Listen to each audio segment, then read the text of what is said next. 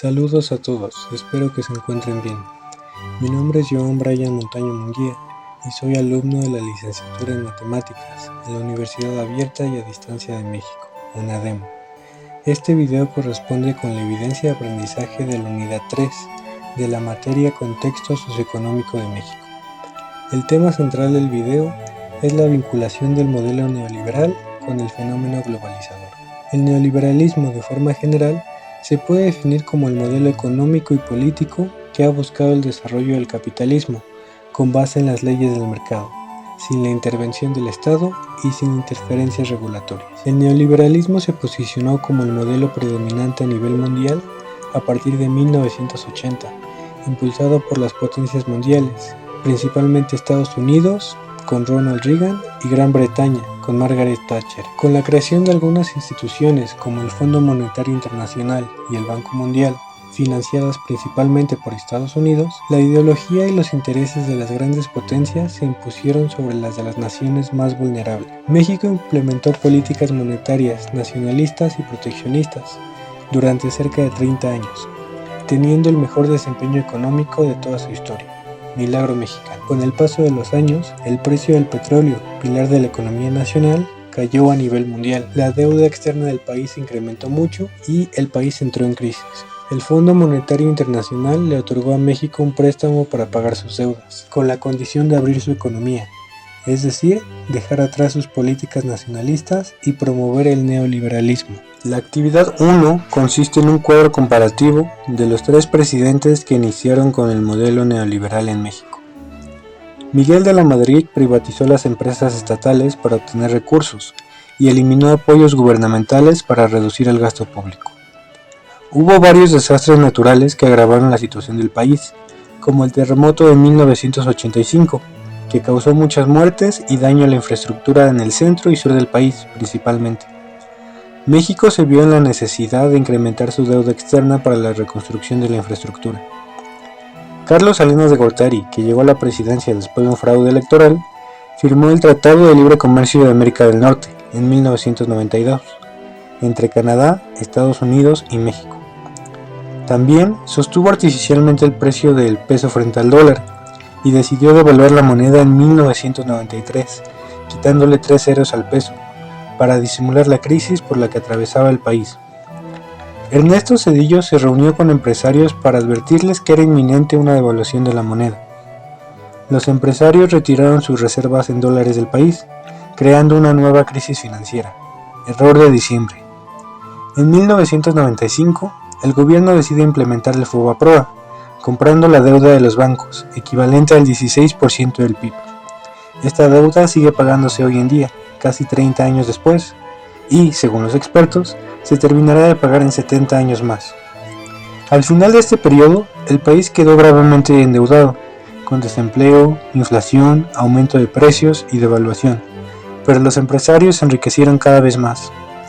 Mientras los gobiernos proteccionistas redujeron la pobreza, los neoliberalistas la incrementaron. El neoliberalismo sería, supuestamente, el modelo que ayudaría al país a salir de la crisis y posicionarse como una potencia mundial. Sin embargo, la inmadurez de las industrias, la corrupción, las malas decisiones de los gobiernos, el endeudamiento excesivo y los conflictos de intereses frenaron el desarrollo del país.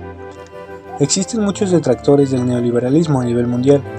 Por ejemplo, se puede retomar una frase de Ludolfo Paramio, periodista y político español. El neoliberalismo se ha caracterizado por impulsar la ilusión de que la prosperidad de todos depende de que los ricos aumenten sus ingresos. Según Kenneth Rogoff, economista norteamericano, la desigualdad causada por el neoliberalismo a nivel mundial era más grande en el año 2008 que en todo el siglo XX, en Europa, Asia y América. La actividad 2 es una infografía sobre la globalización y sus características. De forma muy general, la globalización es un proceso económico, social, político, tecnológico y cultural a escala planetaria, caracterizado por una progresiva integración e interacción entre los países, las personas y las instituciones. Como fenómeno social e histórico, la globalización comienza a partir del descubrimiento del continente americano en 1492. Desde ese periodo comienza un proceso de intercambio económico y cultural alrededor del mundo. Algunas características de la globalización son Eliminación de barreras culturales. Tecnología como puente entre naciones. Aumento de la migración entre países. Promoción de la diversidad y de la tolerancia. Interdependencia entre países. La globalización tiene las siguientes consecuencias. Los países más poderosos ejercen su influencia sobre los demás. Las culturas más poderosas predominan y las otras desaparecen. La globalización permitió la expansión y el fortalecimiento de las empresas multinacionales. Luego, estas empresas fueron un medio de intervención y manipulación en beneficio de las potencias mundiales. Según Joseph Stiglitz, economista norteamericano, esto lo logran de diversos modos.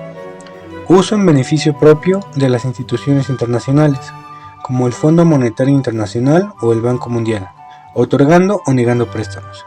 Chantaje y soborno de los políticos de una nación.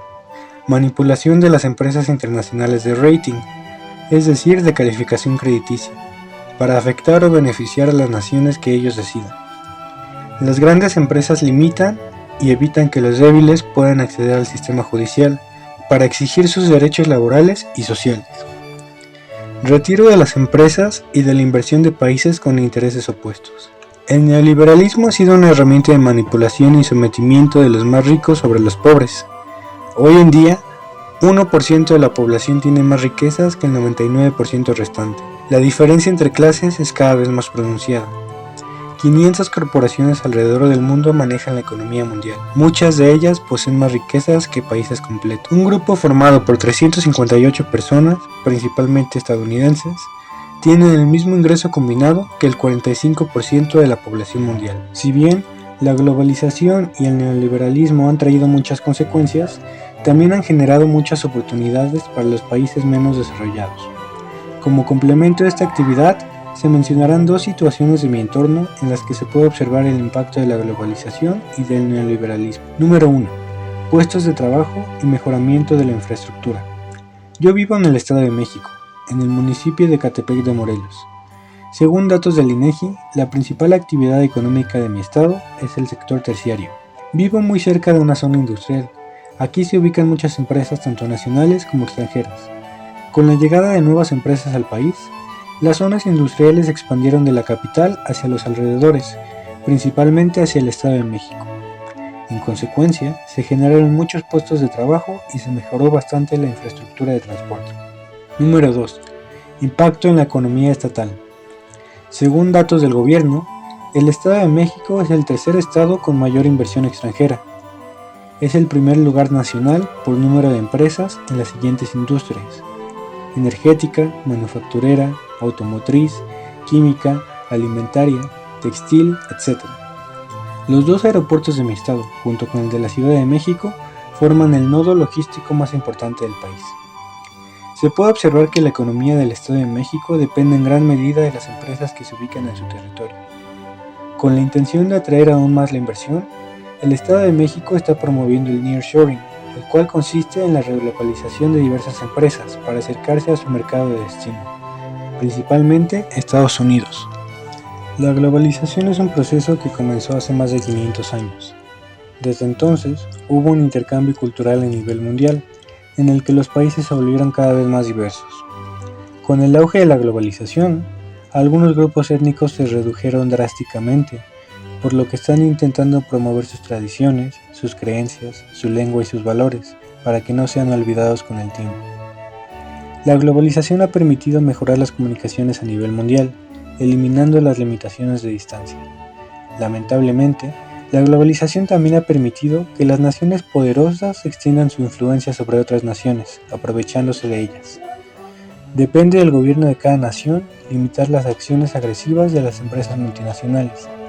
Considero que debe buscarse un equilibrio en donde la población, el gobierno y las empresas resulten beneficiados, sin tener que recurrir al abuso o a la explotación.